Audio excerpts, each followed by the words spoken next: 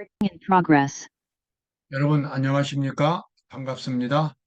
오늘 또 하나님의 말씀 여러분들과 함께 살펴보겠습니다.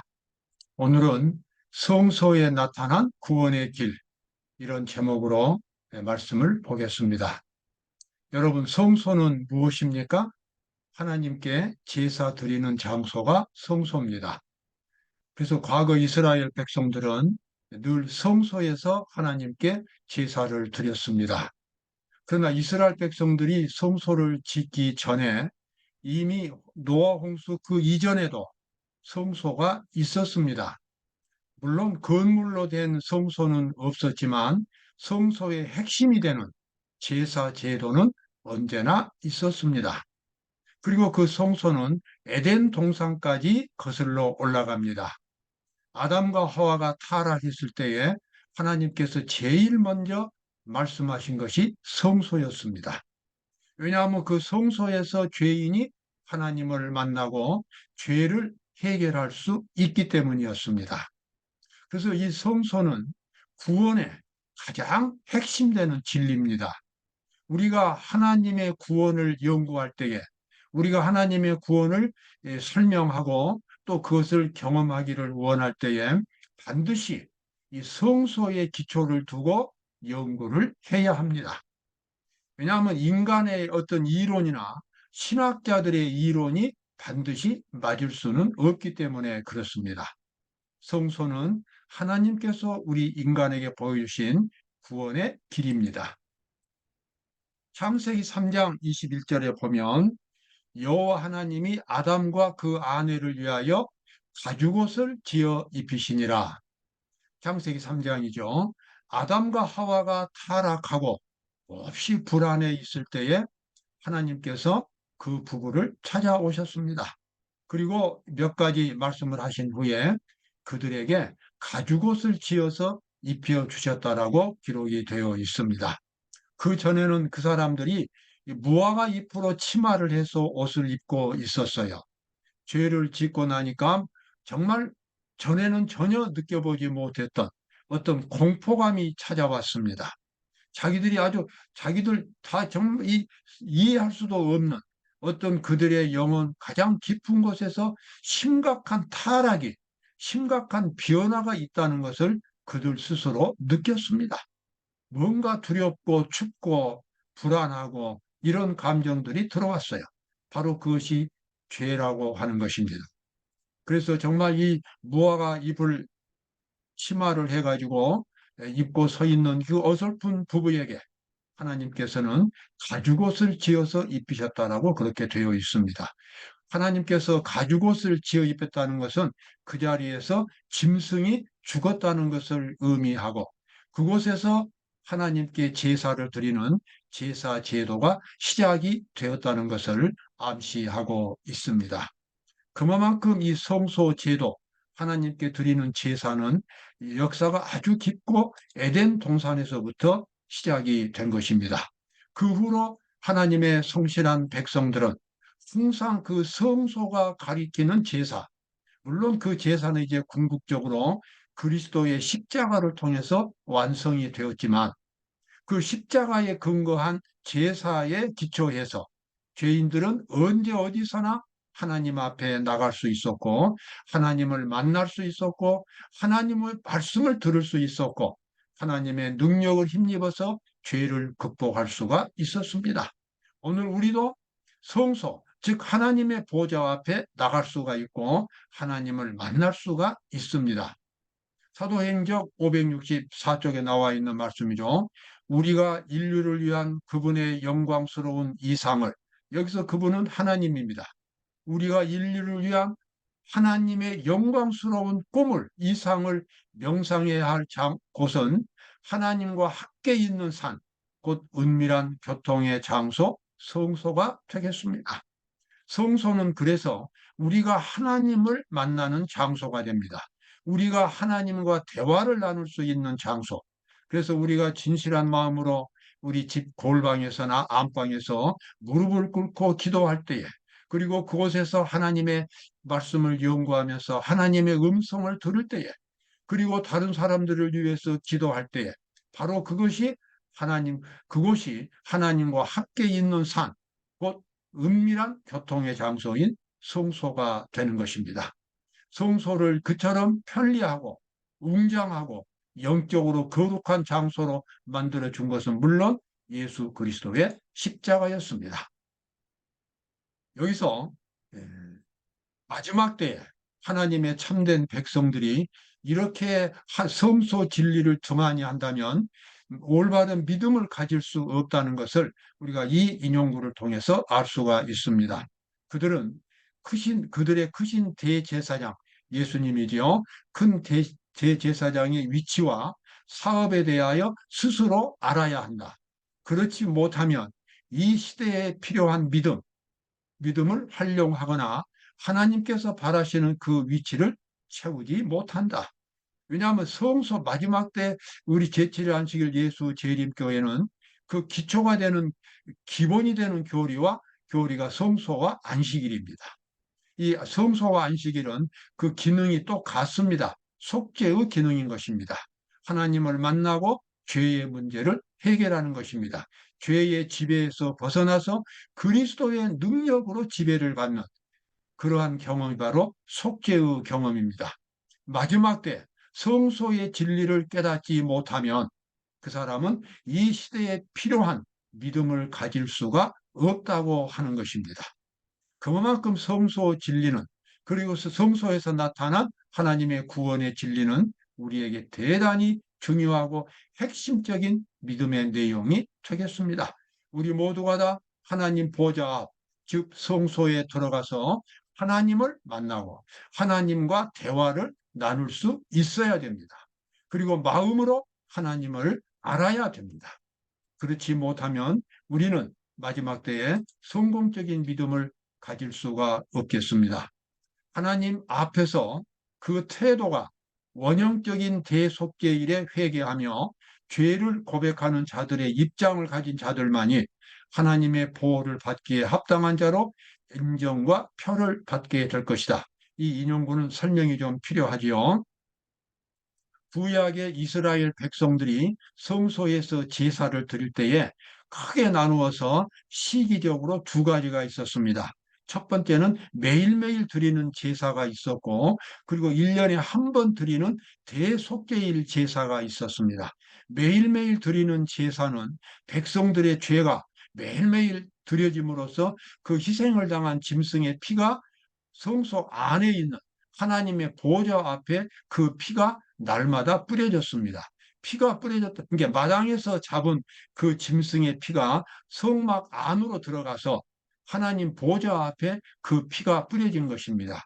피가 그렇게 1년 동안 계속 뿌려졌다고 하는 것은 백성들이 지었던 죄가 여러분과 저의 죄가 백성들 한 사람 한 사람의 죄가 그 성소 하나님의 보좌 앞 속죄소 앞에 그대로 있다는 것입니다. 그렇게 쌓여 있는 피들이 1년 동안 이제 지나고 나면 유대인 달력으로 7월 10일 대속죄일에 대제사장이 1년에 한 번 지성소 안으로 들어가서 거기서 특별한 제사를 드리고 나옴으로써 드디어 1년 동안 쌓였던 모든 죄가 다 이제 사라지게 됩니다. 그래서 이제 그 제사장이 밖으로 나와서 밖에 있는 염소의 머리에다가 안수하고 기도하고 그래서 1년 동안의 백성들의 죄를 전부 그 염소에게 씌우고 염소를 가지고 어떤 사람이 이제 광야로 가서 그 염소가 죽도록 놔두면 1년 동안 지었던 백성들의 죄가 다 사라지게 됩니다. 여러분, 이와 같은 제도는 오늘날 그리고 이 모든 시대에 그리스도인들이 어떻게 구원을 받을 수 있는가를 보여주고 있습니다. 이스라엘 백성들의 그 죄가 끊임없이 피에 의해서 지성소에 쌓였듯이 오늘 우리 그리스도인들도 어느 시대에 살았던 그리스도인들도 그들의 죄가 하늘 기록에 남아 있는 것입니다. 그 죄가 다 해결되는 게 아니에요. 하나님의 심판을 통해서 해결이 되는 것입니다. 그래서 7월 10일 이스라엘 백성들의 그 죄가 7월 10일에 드디어 사라진 것처럼 하늘 성소에서는 하나님의 백성들이 지었던 모든 죄가 1844년 10월 22일 이제 그 대속죄, 하늘에서 조사 심판이 시작될 때에, 그때가 이제 드디어 하늘 성소가 정결해지는 예식이 시작된 날입니다. 그것이 바로 심판의 날인 것입니다. 그래서 이스라엘 백성들이 1년 동안 지었다가 대속죄일이 되면 그날 백성들은 아주 대부분 다 금식하면서 전심전력 하나님께 회개하는 기도를 했습니다. 그래서 마지막으로 성소가 정결해질 때에 자기들의 영혼 속에서도 죄가 남아있지 않도록 그렇게 회개하는 그와 같은 시간을 가졌습니다. 바로 그것은 여기 나와 있는 말씀이 바로 그 말씀입니다. 이 마지막 시대에 하나님의 보호를 받을 수 있는 사람은 이스라엘 백성들이 가졌던 대속죄일의 경험, 철저하게 죄를 회개하고 버리는 대속죄일의 회개의 경험을 매일매일 가짐으로써 우리 하나님의 백성들이 마지막 때에 하나님의 보호를 받을 수 있게 된다라고 말하고 있습니다. 다시 한번 제가 읽어드리겠습니다. 하나님 앞에서 그 태도가 원형적인 예수죄일에 회개하며 죄를 고백하는 자들의 입장을 가진 자들만이, 그러니까 대속죄일에 이스라엘 백성들이 그렇게 철저하게 회개했던 것처럼 이 마지막 시대에, 지금 세상 끝이 점점 오고 있는 이 마지막 시대에도 하나님의 보호를, 대환란 때에 하나님의 보호를 받기를 원하는 사람은 이스라엘 백성들처럼 오늘날에도 그렇게 철저하게 회개하는, 그리고 죄를 버리고 죄를 극복하는 그와 같은 경험을 가져야 한다고 하는 것입니다. 어떤 사람들의 품성에는 견고함이 없다. 마치 퍼티볼은 풍선입니다. 퍼티볼과 같아서 손으로 어떤 압력을 가하면 그 압력대로 형태가 바뀐다. 이런 연약함, 이런 우유부단함은 반드시 극복되어야 한다. 마라나다 64쪽에 나와 있는 말씀입니다. 자, 대속죄일의 경험을 가진 사람들, 마지막 대환란을 준비하는 사람들은 깊은 신앙의 경험을 가져야 합니다. 매일매일 회개의 경험을 갖고 그리스도를 만나야 합니다. 매일매일 새롭게 그리스도의 정신을 경험해야 합니다. 바로 그것이 오늘 하늘에서 심판이 진행되고 있는 마지막 시대에 하나님의 백성들이 해야 할 가장 중요한 일이 되겠습니다. 그런 일을 등한히 하면 어떤 상태에 있습니까? 마치 그 사람의 품성이 퍼티볼과 같다는 것입니다. 어떤 그 곰으로 만든 볼, 그래서 손으로 누르면은 그냥 누르는 대로 형태가 바뀌는 것입니다. 여러분, 그것은 하늘에 갈 수 있는 하나님의 백성들의 모습이 아닙니다. 누가 어떤 조그마한 충격만 주어도 금방 무너지고, 금방 본색이 드러나고, 금방 해서는 안 되는 말을 하게 되고, 또 나중에 또 후회하고 회개하지만, 그런 일이 닥치면 또 그렇게 하고, 회개하고 또 그렇게 하고, 이와 같은 모습들은 하나님의 백성들의 참된 모습이 아닌 것입니다. 물론 사람이 신앙생활하면서 실수를 안 할 수는 없지만, 그러나 어떠한 충격이 온다고 해서 과거에 실패를 했으면 이제는 실패하지 않도록 하나님 앞에 아주 견고하게 마음을 굳히는 그런 시간을 가져야 합니다. 그래서 그와 같은 실수를 반복하지 않도록 노력하고 하나님 앞에 약속해야 합니다. 과거 이스라엘 백성들이 그 일을 못했기 때문에 광야에서 다 멸망당했습니다. 하나님을 믿는 것도 중요하지만 그 믿음이 굳건하게 자리를 잡는 것도 아주 중요한 것입니다. 아무리 하나님을 믿어도 굳건하게 그리스도의 품성이 나의 품성으로 변화되는, 그래서 하나님의 형상이 내 속에서 확실하게 만들어지는 그러한 경험이 없다면 바로 그것은 그 라오디게아 상태가 되고 아직 구원에 도달한 상태가 아닌 것입니다. 우리는 견고한 믿음의 형태를 반드시 가져야만 하겠습니다. 자, 그 다음에 나오는 말씀입니다. 여기 지금 성소의 모습이 나옵니다.